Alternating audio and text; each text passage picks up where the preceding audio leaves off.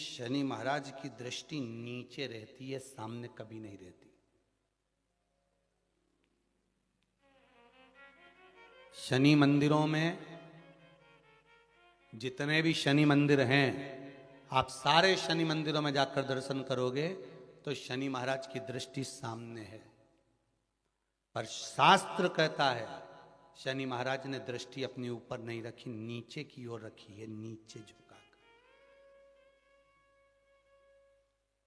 अब लोग समझे तो ना, मंदिरों में जितने शनि मंदिर हैं सब मंदिरों में शनि की दृष्टि सामने रख दी। जो आता है तेल चढ़ाने पूजन करने के लिए दृष्टि सम्मुख होती है।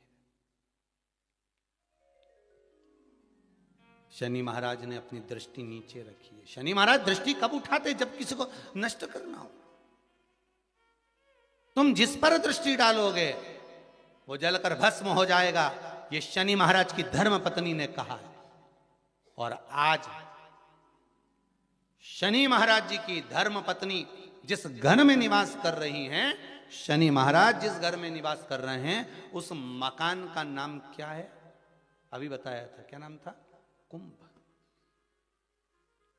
अपने भी मकान का नाम होता है ना, कोई ने पितृ कृपा लिख देता है, कोई गुरु कृपा लिख देता है, कोई देव कृपा लिख देता है, कोई लक्ष्मी कृपा लिख देता है, कोई अपने पिताजी का नाम से लिख देता है। मकान का नाम लोग रख देते हैं, ये हमारे मकान का नाम। तो शनि महाराज के घर का नाम था कुंभ। उस कुंभ मकान में शनि महाराज रह रहे थे, पिताजी का आगमन हो गया। बहुत ध्यान से सुनना, ये मकर संक्रांति की कथा है।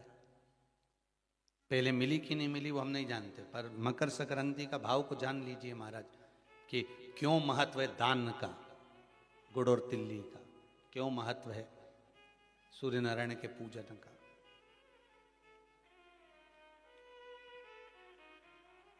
नारायण ने बोला, लक्ष्मी आज शनिवार का दिन है, जिस दिन अपन इस दरिद्रता से मिलने के लिए पीपल के पेड़ के नीचे आए हैं। हिंदू धर्म में ये दिन पीपल के वृक्ष के लिए पूजनीय होगा। जो भी शनिवार के दिन पीपल के वृक्ष की पूजन करेगा, दूध चढ़ाएगा या मिष्ठान का भोग लगाएगा, लक्ष्मी और नारायण उसके घर में प्रवेश कर जाएगा। लक्ष्मी और नारायण उसके घर में प्रवेश करेगा, इसलिए नियम बनाया। कौन से दिन का? शनिवार। लक्ष्मी जी बोली, नारायण आपने तो एक दिन का वार लिख दिया।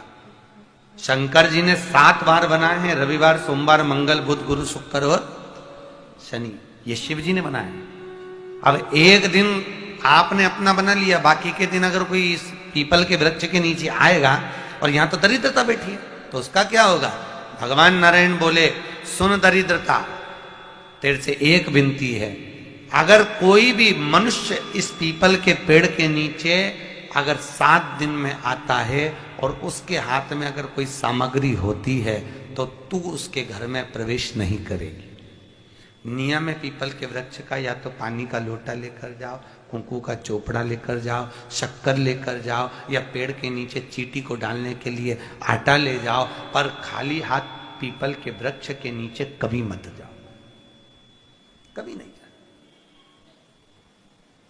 खाली हाथ जाओगे तो दरिद्रता तुम्हारे घर में प्रवेश करेगी। दरिद्रता उठकर खड़ी होकर बोली, नारायण तुमने अपनी मनमानी करी है, एक दिन मुझे भी मेरा चाहिए।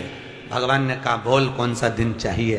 दरिद्रता कहती है, रविवार के दिन इस पीपल के वृक्ष के नीचे मैं दिन भर नृत्य करूं, इसमें रहूं, और जो यहां आए रविवार को मैं उसके घर में प्रवेश करूं। भगवान ने कहा, ठीक है। दरिद्रता, रविवार का दिन एक ऐसा दिन रहेगा जिस दिन तू इस पीपल के वृक्ष के नीचे नृत्य करेगी, और जो आएगा इस पीपल के वृक्ष के नीचे तो उसके साथ प्रवेश करेगी। मैंने तुझे वर दिया।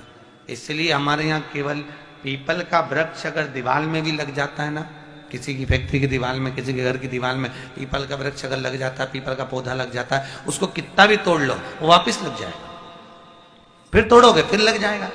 अगर पीपल के पौधे को तोड़ना है तो केवल रविवार का दिन एक नींबू, एक मिर्ची और बमूल का कांटा, ये 3 चीजें रखने के बाद में आधे घंटे बाद रविवार के दिन पीपल के पेड़ को उखाड़ कर फेंक दो। दूसरी बार कभी पीपल दीवार में लगता ही नहीं, कभी नहीं लग सकता। केवल एक रविवार का, केवल एक संडे, इतवार का। घर में दीवारों पर अगर पीपल लग भी गया है, इसलिए पीपल के वृक्ष को वो खाने का, अगर घर में पीपल लगा हुआ है या पीपल का पौधा हमारे घर में लग गया, उसको उतारना, निकालना, लगाना, तो पीपल के वृक्ष को अगर निकाला जाता है तो रविवार के दिन, और अगर पीपल के वृक्ष को कहीं लगाया जाता है तो सोमवार के दिन या मंगलवार के दिन, बुधवार के दिन, इन दिनों में लगा सकते पीपल के वृक्ष कहीं लगाना। शनिवार का दिन एक ऐसा दिन होता है जिस दिन पीपल के वृक्ष को कहीं जाकर लगाया नहीं जाता, क्योंकि शनिवार के दिन पीपल के वृक्ष के नीचे लक्ष्मी रहती है। हम अपने हाथों से अगर पीपल का वृक्ष किसी दूसरी जगह पर शनिवार को रोपित करते हैं तो हमारे घर की लक्ष्मी अपने घर से छिन्न होकर चली जाती है। इसलिए शनिवार के दिन पीपल लगाया नहीं जाता, किसी के घर जाकर उसको वापस पलटा नहीं जाता। लग गया उसको डर। प्रभु मेरी धर्म पत्नी को कहाँ रखूं आप बताओ। वो तो जहां यज्ञ होता है, अनुष्ठान होता है, दान होता है, पुण्य होता है, सत्कर्म होता है, वहां जाने को तैयार नहीं। अब करूं क्या? भगवान ने बोला एक काम करो। दुर्वासा जी बोले जिसके यहां रात्रि में बर्तन झूठे पड़े रहते हो उसके घर में इस दरिद्रता को लेकर तुम प्रवेश कर जाना। जिसके यहां रात्रि में बर्तन झूठे पड़े हो वहां लेकर प्रवेश कर जाओ। दूसरी जगह दुर्वासा जी बोले जो स्त्री घर में दोपहर के समय पर सो रही हो उसके घर में इसको लेकर प्रवेश कर जाइए। जो स्त्री दोपहर के समय में घर पर सो रही हो इस दरिद्रता को लेकर प्रवेश कर जाइए। तीसरा, जिसके यहां पर दरवाजे पर कांटे वाले पौधे लगे हों उस घर में इस दरिद्रता को लेकर प्रवेश कर जाइए। दरिद्रता, कितनी सुंदर बात कही है। दाता और विधाता कौन कौन? दाता और विधाता। लक्ष्मी और दरिद्रता के सगे भाई हैं। कौन कौन? दाता और विधाता। दाता को फिटकरी प्रिय है, विधाता को नमक प्रिय है। ये दोनों हमेशा लक्ष्मी को और दरिद्रता को दोनों को समझाते थे, दोनों में प्रेम बढ़ाते थे। आज भी हिंदू धर्म की रीति है। यहां तो ठीक है, जिसके यहां पर भी अगर थोड़ी सी भी परेशानी होती है, थोड़ा सा क्लेश होता है, अशांति होती है, लक्ष्मी नहीं टिक रही हो, काम नहीं बन रहे हो, बहुत प्रयास करा जा रहा हो और हमारा कार्य नहीं होता, तो क्या करते हैं? फिटकरी और नमक को पानी में डाल देते हैं और घर में पोछा लगा देते हैं। आप लोगों ने आजकल फेसबुक पे भी पढ़ा होगा, व्हाट्सएप पे भी पढ़ा होगा। तो क्यों लिखा उसमें? उसका कारण ही केवल इतना है कि दाता और विधाता की प्रियता उसमें। माता ख्याति के जो 4 बच्चे हुए इसमें जो 2 लड़के हैं दाता और विधाता, उसकी प्रियता उसकी पूर्णता उस। अब दुर्वासा जी बोले अपनी धर्म पत्नी को वहां लेकर, जहां कांटेदार पौधे लगे हों वहां पर लेकर प्रवेश कर जाइए। कांटेदार पौधों में उस दरिद्रता का निवास हो गया। कितना विचित्र कथा यहां वर्णन करी है। श्रीमद् भागवत के अंतर्गत जो वर्णन किया कि मृत्यु निश्चित है। और शनि महाराज का भी पांव टूट गया था। टूटा था कि नहीं टूटा था? जो अपनी माता संध्या को लात मारी थी, शनि महाराज ने लात मारी तो पांव टूट गया। शनि महाराज की आंख में आंसू। देवर्षि नारद के पास है, नारद जी मेरा पांव टूट गया, मैंने अपनी मां को लात मारी। नारद जी बोले तू तो द्रोषी है, तूने अपनी माता को लात क्यों मारी? कुछ कर। कोई देवता नहीं अपनाया। तब भगवान नारद जी ने कहा शंकर जी के शिवलिंग की स्थापना कर, उसकी पूजन कर। जहां काशी विश्वनाथ के मंदिर आप लोग जाते हो, जिस विश्वनाथ का दर्शन करते हो, ये काशी का विश्वनाथ का प्राण प्रतिष्ठा शनि महाराज ने करी थी। शनि महाराज के हाथ का शिवलिंग है और शिवलिंग की स्थापना कर कर शनि महाराज ने भगवान शंकर से मांगा। शिवजी प्रकट हुए, मांगो शनि तुमको क्या चाहिए? शनि महाराज ने कहा मेरा पांव टूट गया, आप कृपा करिए। भगवान शंकर ने कहा शनि तूने मेरा भजन करा है, जा तेरा पांव तो जुड़ेगा पर पांव में थोड़ी लचकता तेरी बनी रही। दुनिया के लोगों को शनि लगता है और शनि को शंकर लगता है। दुनिया के लोगों को शनि लगता है, शनि को शंकर। इसलिए आज भी नियम है कि काशी विश्वनाथ का नाम लेकर एक काजल की डिब्बी को लीजिए। अगर किसी को शनि लग गया हो कोई प्रॉपर्टी का काम कर रहे हो, कोई व्यापार करते हो और व्यापार नहीं चल रहा, बहुत अड़चने आ रही है, कोई ना कोई परेशानी पे परेशानी आ रही है, एक काजल की डिब्बी लो, काजल की डिब्बी लो, काशी विश्वनाथ का नाम लो और 21 बार उतारो और उतार कर किसी पेड़ के नीचे तक खड्डा खोद कर उसको दबा दीजिए, आपका काम यूं सफलता की ओर बढ़ना चालू हो जाएगा। शनि की कुदृष्टि समाप्त, 7.5 ढैया समाप्त, परेशानी है। हम आप लोगों से भी कहेंगे कभी एक बार प्रैक्टिकल करो, 1 वर्ष का। कोई भिक्षा मांगने वाला भी है ना, बहुत दरिद्रता उसकी जिंदगी में है, बहुत गरीबड़ा है, उसके पास खाने तक के लाले पड़ रहे हैं, तो हम उनसे एक निवेदन करेंगे कि प्रयास करो, 1 वर्ष ये 7 जगह हैं जहां पर कभी एक जगह का नियम बना लो, या तो बेलपत्री के पेड़ के नीचे, या शमी के वृक्ष के नीचे, या पीपल के वृक्ष के नीचे, या आंवले के वृक्ष के नीचे, या बट वृक्ष के नीचे, या शंकर भगवान के शिवालय में, या अपने घर के दरवाजे के बाहर। ये 7 स्थान हैं, इसमें से कोई एक स्थान आप चुन लो। एक दिन भी नागा नहीं होना चाहिए, एक दिन भी कैंसिल नहीं होना चाहिए, एक दिन भी उसमें कहीं अड़चन नहीं आना चाहिए। 1 वर्ष ये 7 स्थान में से कोई एक स्थान पर 1 वर्ष तक रोज शाम के समय प्रदोष काल में दिया लगाना चालू करो, भले वो दिया 2 मिनट जले, पर प्रदोष काल में अगर तुमने एक जगह का भी नियम ले लिया 1 साल का, फिर हमको बताना कि मेरे कुबेरेश्वर बाबा ने तुम्हारे घर में संपदा की कमी तो नहीं रखी, वो भंडार भरने में कमी नहीं रखी। आज के समय में यही हो रहा है, सास कुछ बोली, बहू पलट कर जवाब दे दी, ये तो उसी में का हाल हो गया, कुत्ता हमें काटा, हम कुत्ते को काट गए। क्यों? किस लिए? बोलने दो। आग लगे बस्ती में, अपन रहो मस्ती में। क्या किसको रोइए, चादर तान के सोइए। क्या करना अपन को? हो रहा है ना, ठीक है। कोई गाली दे रहा है ना, देने दे। कोई अपशब्द कह रहा है ना, कहने दो। ध्यान देना, जिस पर दुनिया हंसी है उसी ने भारत का इतिहास रचा है, उसी ने भारत का इतिहास रचा है।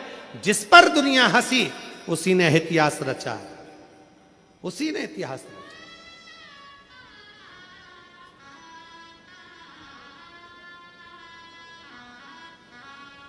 कितना कहते हैं माननीय प्रधानमंत्री जी को, नरेंद्र भाई मोदी जी को, कितना कितना कहते हैं, लोग हंसते, इन्होंने चाय का किया तो इन्होंने ये किया। माननीय उत्तर प्रदेश के मुख्यमंत्री योगी जी को कितना कहते हैं, ये तो बाबा जी हैं, ये तो ये कितना। तो जिस पर दुनिया हंसी है इतिहास उसी ने रचा है। हंसो, कितना हंसो। और याद रखना मेरी बेटियों, मेरे बेटाओं, मेरे नवयुवक बच्चा बच्ची, इस बात का ध्यान रखना, तुम्हारे दोस्त तुम पर हंसते हैं, ये पढ़ नहीं सकता, इसको कुछ याद नहीं रहता, ट्यूशन में फेल है, ये बच्चा ऐसा है, ये बच्चा वैसा है। घबराना नहीं। मेरा परमात्मा अगर संसार में जन्म दिया है, तुम कितने भी फेल हो जाओ, पर तुम्हें परमात्मा ने एक ना एक हुनर ऐसा दिया है, अगर तुमने उस हुनर को निखार लिया तो एक दिन तुम भी इतिहास रचकर मानोगे, ये निश्चित है। क्यों घबराना? किस लिए घबराना? जिस पर दुनिया हंसी है, खूब हंसते हैं लोग, हंसने का काम है, ताना देने का काम है दुनिया का, पर घबराना नहीं।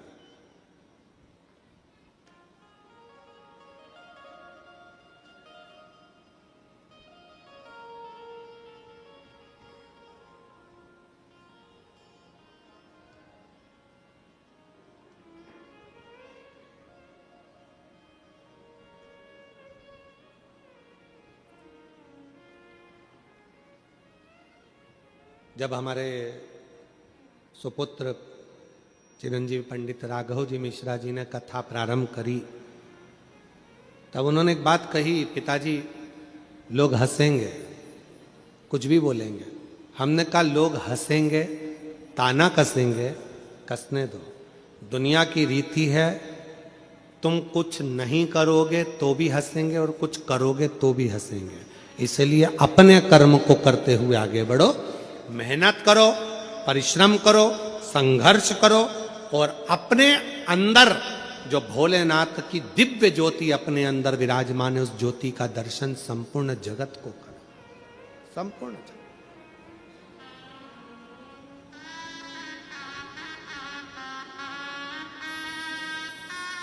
संपूर्ण जगत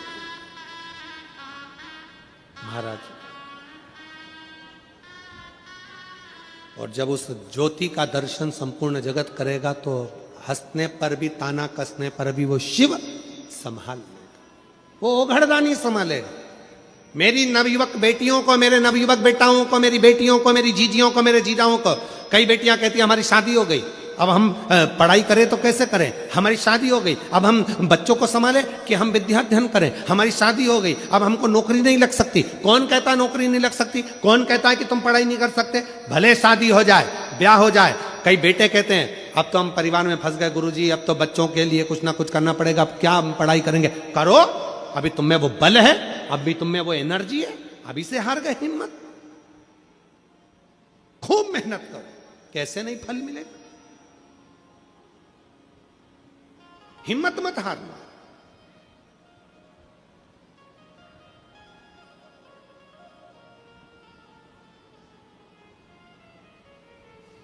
और तेरी कृपा का क्या है भरोसा, कब किस पर जरा सी हम पर। वो कृपा करेगा, जरूर करेगा। आप अपना ध्यान केंद्रित रखना, भटकना नहीं, अपने मन को पूरा पक्का रखना। शिव संभाल लेगा, शिव संभाल, शंकर संभाल।